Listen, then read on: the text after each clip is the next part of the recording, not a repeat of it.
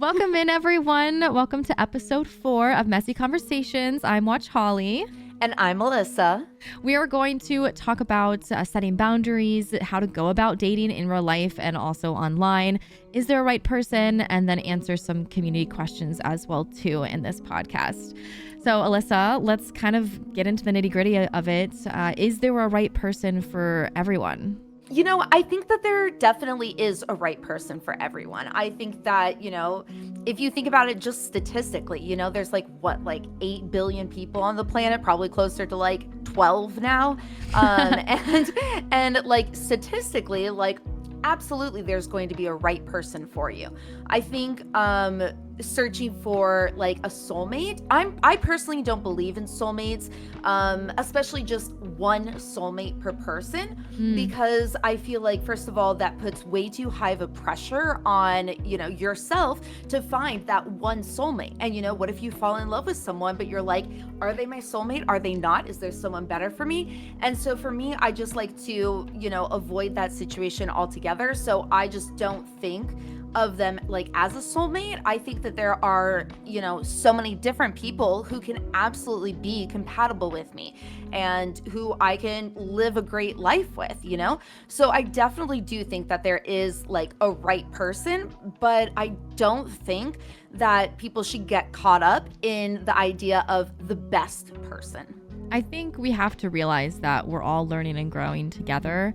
And you're not perfect yourself. I mean, I know you are. We Alyssa. are. I mean, but I'm not perfect. So how would you expect other people to be perfect if you're looking for your very same exact match? And I think you can definitely get close. I really like what you said there. I never really considered soulmate versus your person. Is there a right person for you? Yes. You have to be lenient on both sides. You have to be lenient with yourself, with the person that you're dating. You have to set your own boundaries. You have to figure out who you are first and love yourself first. There's just so many things that go with it to find your right person. But yeah, I do believe that there could be, especially because I'm in a happy relationship right now. No, I think that's spot on. I think that's literally spot on. And I feel like in so many of my past relationships, I can really when I was in those relationships, I very much had the rose-colored glasses on. So I'd be dating someone and be like, oh, this is going to be my person, just because maybe I just wanted a person in my life, or, we had better chemistry than the last relationship or whatever. And so it wasn't until I was out of a lot of those relationships that I really saw no, that was not my person. That was not the person I was supposed to be with. We're on to bigger and better things now. We are going to find that right match. We are going to find our person. And, I think that it's important to not get caught up in the rose-colored glasses just for the sake of having a significant other. No, I think that's so fair, because I think something that I struggled with is I would like anyone that liked me. And I think that's exactly what I went through too. Yeah, I think a lot of people kind of start out with that in the dating sphere. If someone shows interest, it's you're giddy, you're like, oh my god, this is so exciting, finally someone likes me. Or maybe you've been single and then you're for a analyzing while. the text. Do they actually like me? Do they not? And you're not even thinking about if I like them. And that's something you have to be picky. You have to learn what you like and what you don't like. And we talked about that in our last episode, if you want to watch episode 3, of what you are looking for in a person, because ultimately, your happiness is what matters. Put yourself first. I very much so believe that. And then you get to choose if you like that person. Yeah. No, I completely agree. And I think that that's something that I really struggled with, especially in my younger years, high school era or whatever, where it's oh, I heard that this person has a crush on me, so I need to like them back. And I think, I don't know about you because you were homeschooled, but for me, it was a common saying of, oh, just give him a chance. And I think that, No, I was just hate that. Oh, yeah, exactly. Where it's just give him a chance. And for me, I do not like that at all, because I don't think someone liking you is enough of a qualification for you to date them. Yeah. No, I completely agree. I feel like a lot of guys would say that to me. Just give me a chance. Like, why aren't you giving me a chance? It's like, well, I feel Yeah. like I already did. I looked you up and down. I Yeah. heard you talk. I Like, Yeah. go ahead. I already went through my basic criteria of, Yeah. like what's going on, and Yeah. sorry you didn't pass the interview stage. Yeah, literally. No, exactly. Not Yeah. going to get the job, my friend. Yeah. And that's why it's so important to know exactly what you're looking for in a person, And so you that have you don't slip into that whole like, oh, they like me, so like I'm going to go like them back.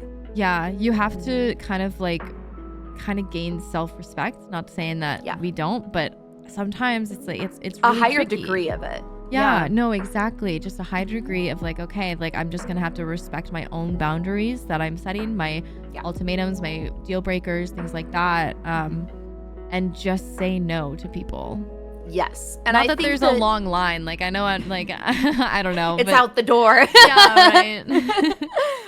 But I do think setting boundaries is a really, really, really important thing. Not only in relationships, but also before the relationship itself. Where it's like, hey, I am uncomfortable with this. This is where my boundary is, and being able to communicate that. And I Yes. know that in a lot of relationships, there's a lot of confusion between boundaries and ultimatums, right? And for me, the way that I look at it is boundaries don't require the other person to do anything. Ultimatums do. So, for example, if my boundary is I don't like smoking. I don't like, being around people who smoke, like, the smell of it, just everything, I just like, that's my boundary. I don't want to be around that. And if I'm, with a partner, that's not me saying you need to change, you need to stop smoking. It's either, you smoking or me. Like that's an ultimatum.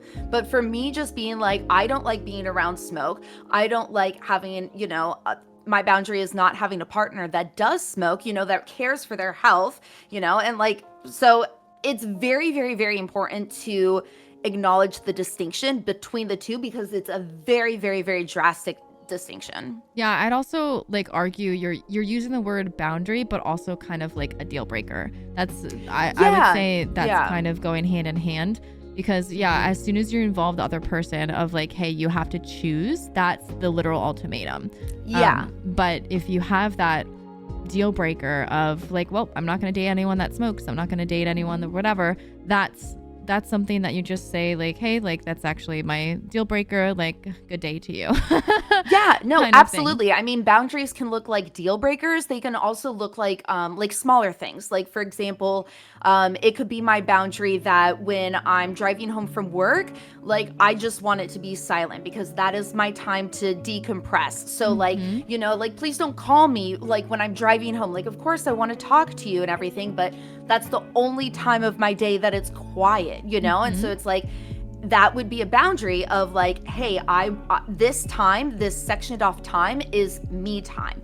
That's very much a boundary, rather than just being like, you are not allowed to call me, then that's where it crosses the line. Yeah. Or like, I need to get on work on time, so this is when I have to leave. And when other people when involves other people, when they're making you late, or when they're doing like all these things, when they start doing this, then that's when they are crossing your boundary. And then you have to realize the distinction of that.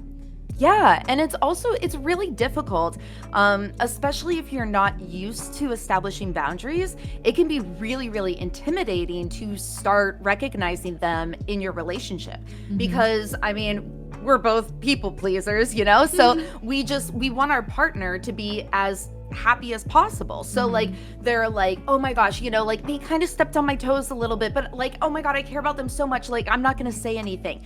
But it's also important to recognize that by you saying, oh, I'm not going to say anything, little by little, that starts to build up, and it can fester in, resentment, in anger, in frustration, however it might appear.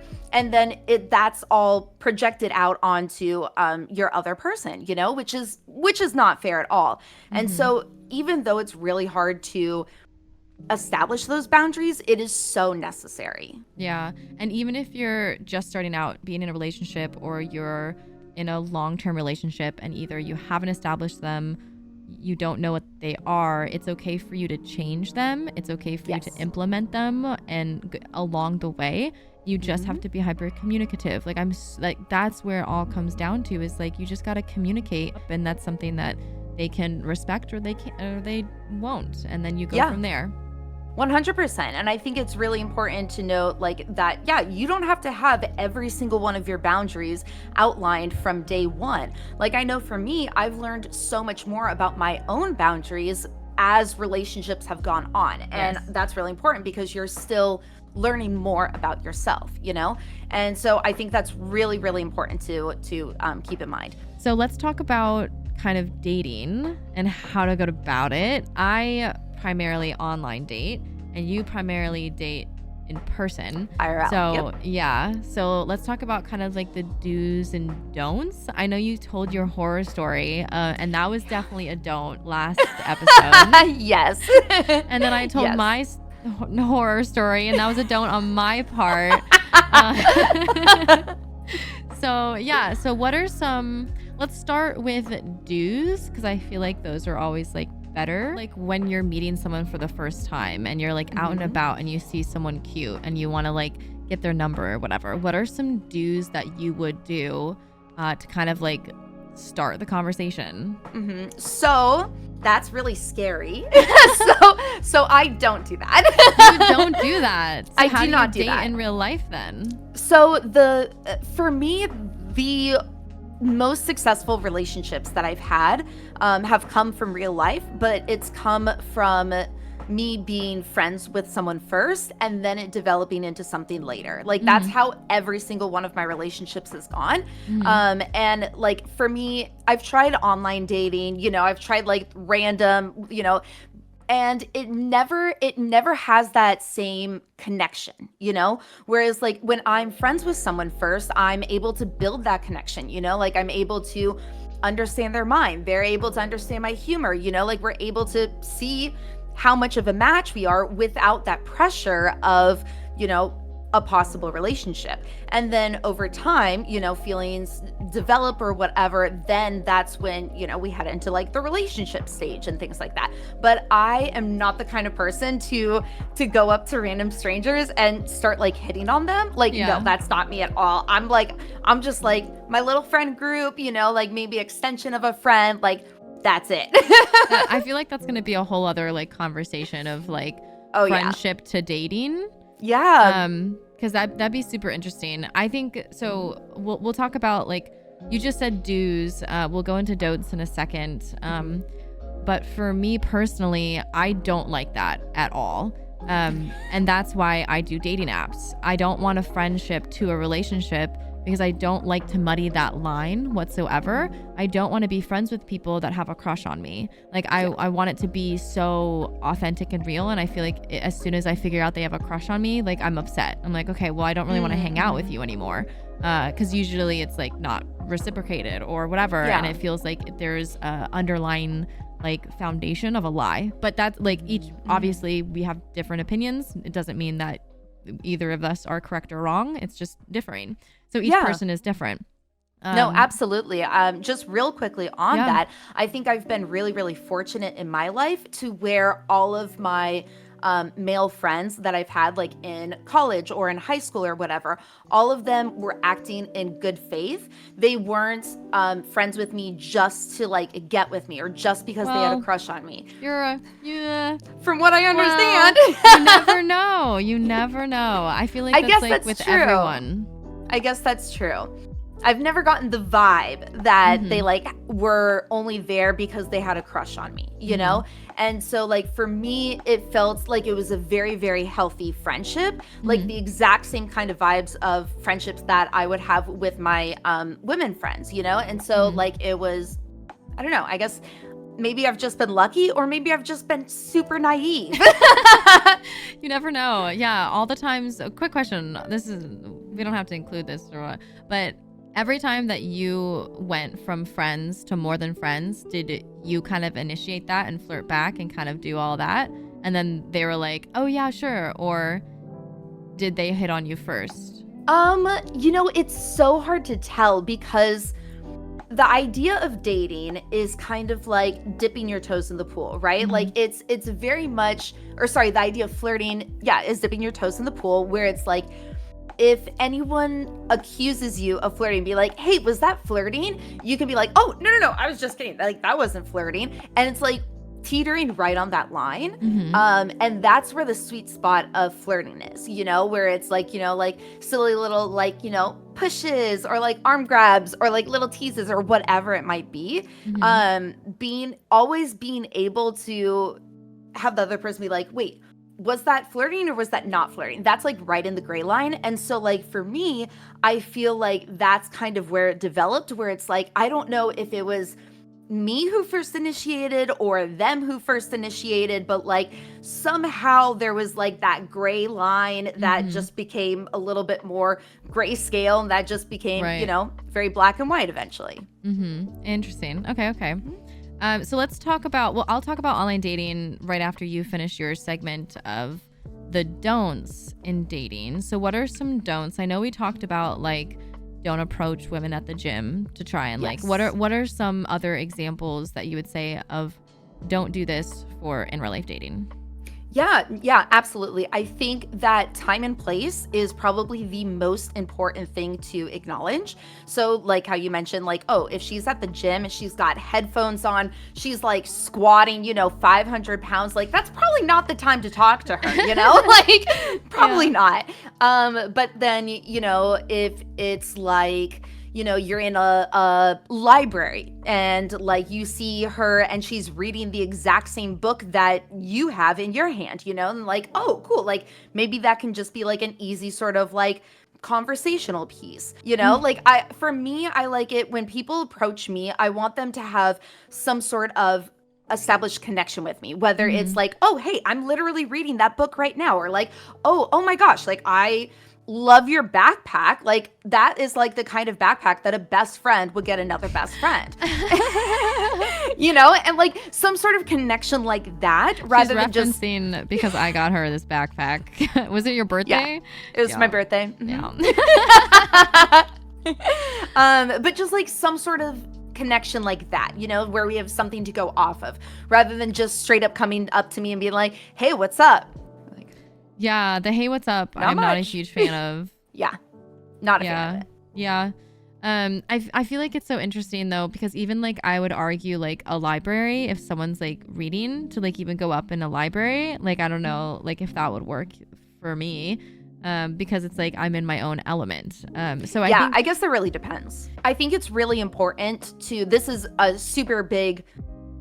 Don't hold them hostage. So whatever that interaction is, keep it really short, keep it super, super brief. So it's like, if it's in the library and you do want to approach this girl, like go up and be like, hey, oh my God, we're reading the same book. Like, oh, that's so cool. How do you like it? Oh, I really like it too. Well, cool. I hope you enjoy reading it, and then leave. And then maybe a little bit later, then you can come back and like ask for her number or something like that. But it's like, don't hold them hostage so that it's like, you have to keep talking to them and they have to keep talking to you, because that's not going to go anywhere. I like that, because no matter where the situation is, just like make it brief and then go back, or like we'll bring episode 3 into this. Like let's say you are active, you go to the gym or whatever, and you're making eye contact and you see them this every single day because you go there, and then eventually that smile builds. Eventually you do a head nod, like then, what's up, right? And then you still like, oh, like how, like what you're working today, like oh, back in buys or whatever, and they're like, nice, have a good workout. And that's what like slowly develops into like, oh my God, like, oh, what's your name again? Like, oh, like, okay, well, and then later, like, I don't know. So I feel like that's like a great do of in real life dating, because I guess that is kind of like making friends and getting a vibe before just like walking up and being like, hey, do you want to get out of here?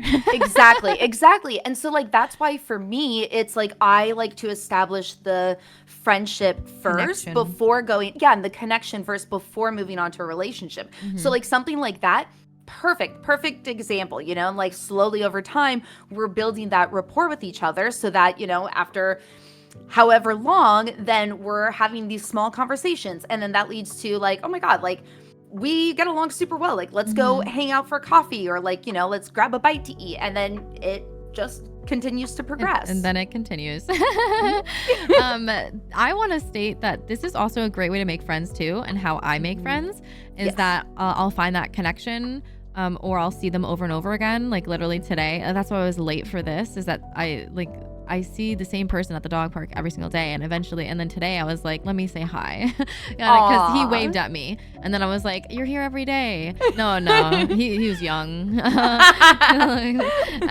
But yeah, and then we had a conversation, and I always slip in there that I have a partner, and so and then from there it's like, okay, like if I want to be friends with you, then like I'm sure I can get your Instagram.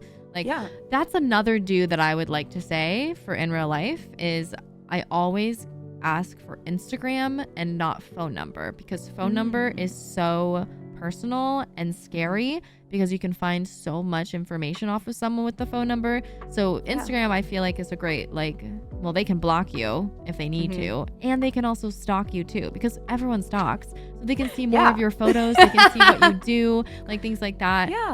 Appropriately stalk, I shall say. Yes. In good taste. Yes. Okay, so we're running out of time a little bit. I'm going to talk about online dating, the do's and don'ts of that. And then we have 2 questions from the community that I would love to discuss. Go for it. Yeah. So online dating for me, I think the do's is don't play games and just reply to people's messages. Like, say what you want, be upfront, things like that. Like, if you want a relationship, if you don't want a relationship, if you want kids, if you don't want kids, like there are ways to go about it to not sound so intense with it.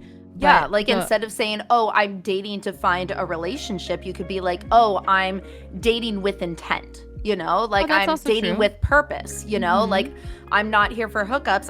I'm dating for purpose, and that doesn't really put the pressure of like a relationship, which it can be a scary label for people, but instead it's like, this is what I am here for, and this is my pursuit.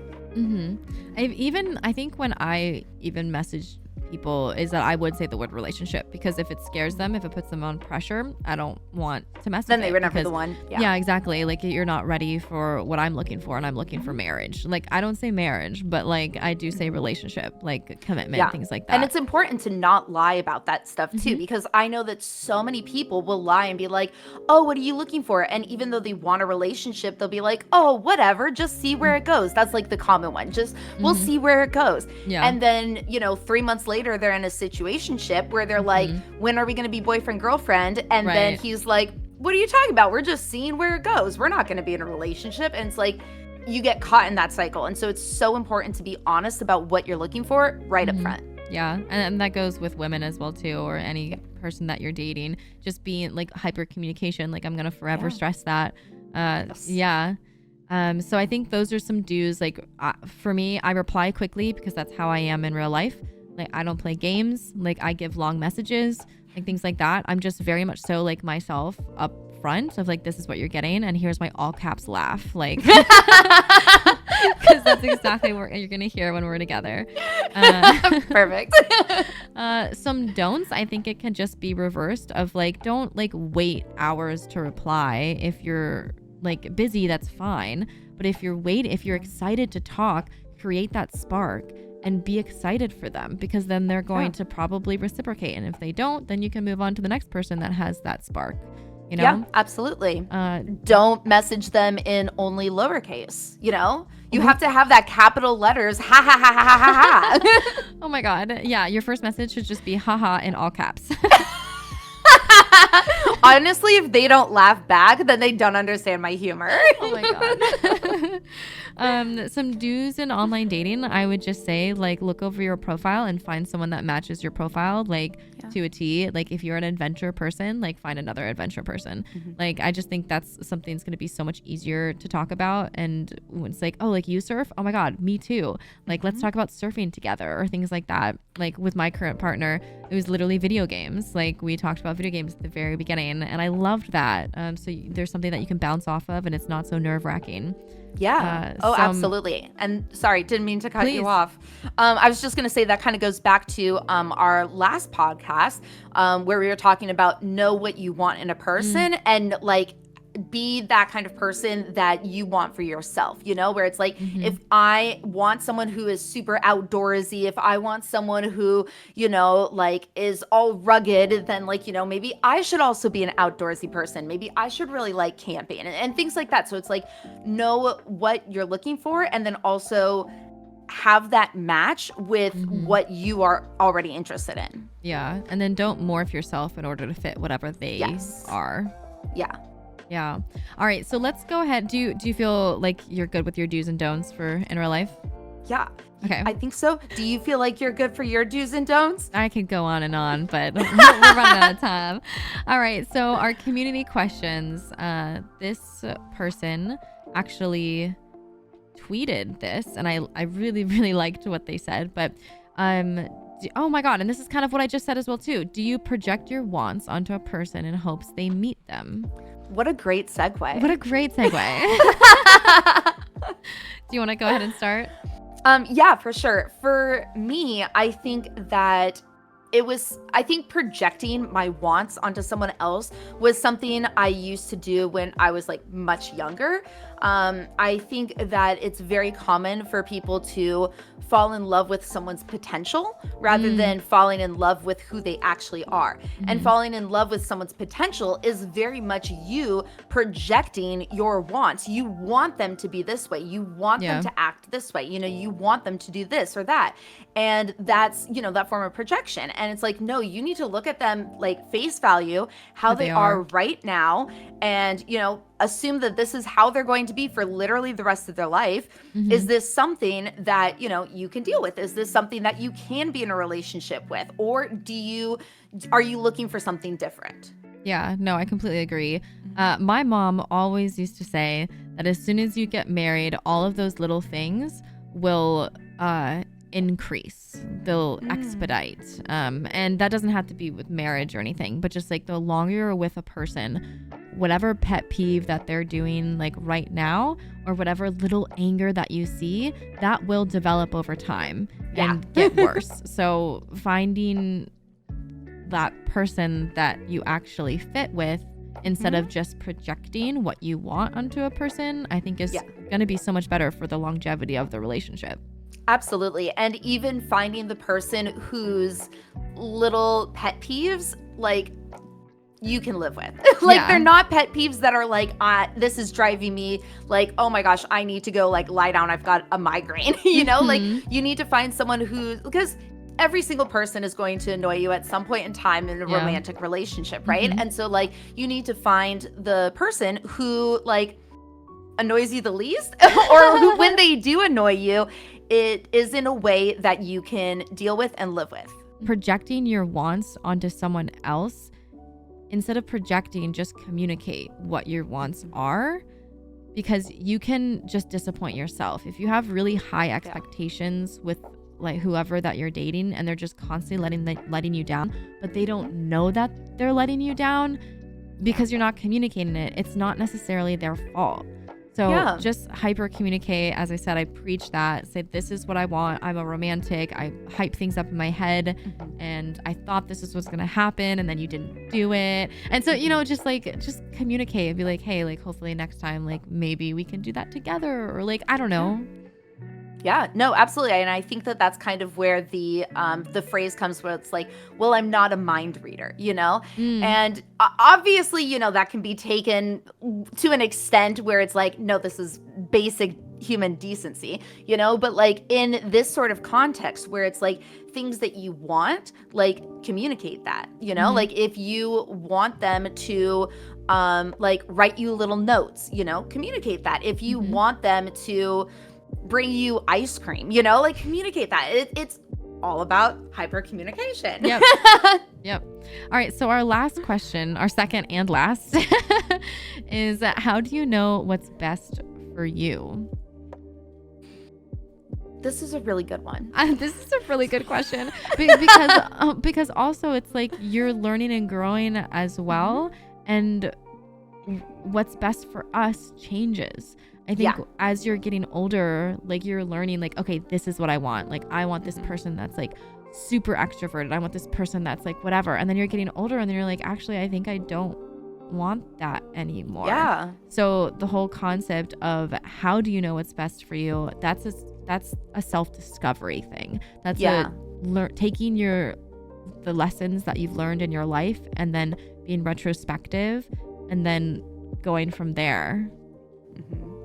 Yeah, I think that it's also, for me at least, the way that I kind of discern what is best for me and what's like not so good for me is how do I feel when I'm around them? How do I feel once I leave them? Like, do I feel hyped up and energized? Like, do I love the version of myself that's around them? You know, I like that.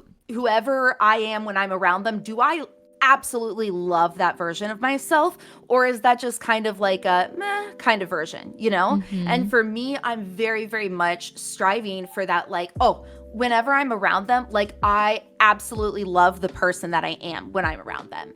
And that's very much what I look for. Yeah, no, I absolutely love that, that you become a better person. You're not dependent on them, but independently together. When you come together, you're both like better they bring people. the best out. Yeah. Yes. Very much like they bring you alive, you know, more joy and stuff. And it's like, for me individually, you know, I'm excited and I have energy and, you know, like happy and stuff. But like, you know, when we're together, then like I leave and I'm just like so energized and I'm like, wow, I feel so great, you know, can tackle the world and everything. And it's like, yeah, like those are the kinds of people that you should be around.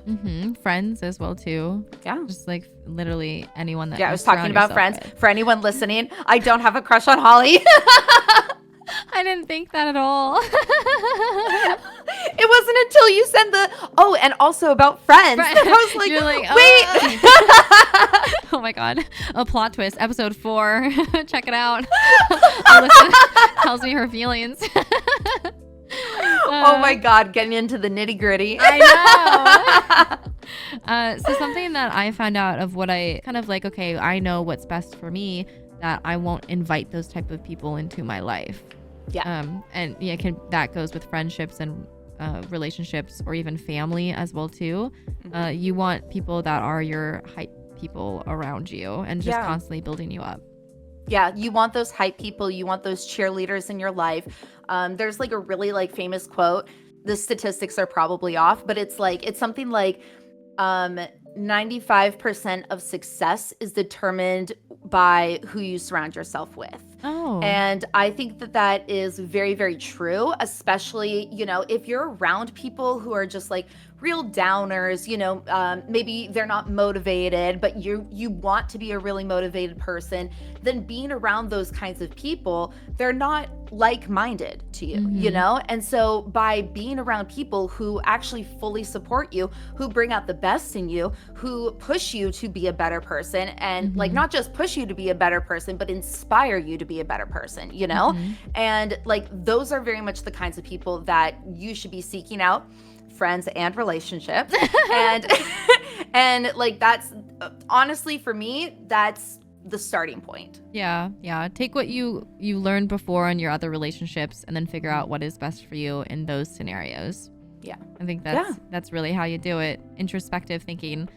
It's hard. People will go their whole life without knowing how to communicate or knowing what they want. Yes. Oh my gosh. Or even just having like that level of self-awareness, to know what they want or to know what they're looking for in a partner. And so I think it's really important for us to be doing this podcast so that we can start those questions. We can start those conversations and like having people think about it like, oh, what kind of person am I? What kind of person do I want to be with? Qualities, traits, you know, characteristics, boundaries, everything, so that, you know, you can start thinking about that stuff to find your forever person. Yeah. All right. Well, I feel like that's a great place to leave off. Do you have any other final statements? I don't think so. Okay. All right, perfect. I have no clue what we're going to talk about for episode 5. If you would like to, I have a forum in my Discord, and it's somewhere in Alyssa's Discord as well too, that you can enter in questions or topics that you'd like for us to discuss. So let us know there. I will see you guys on stream, and make sure to check out Alyssa as well too on her stream, The Mess Express. All right. Bye everyone.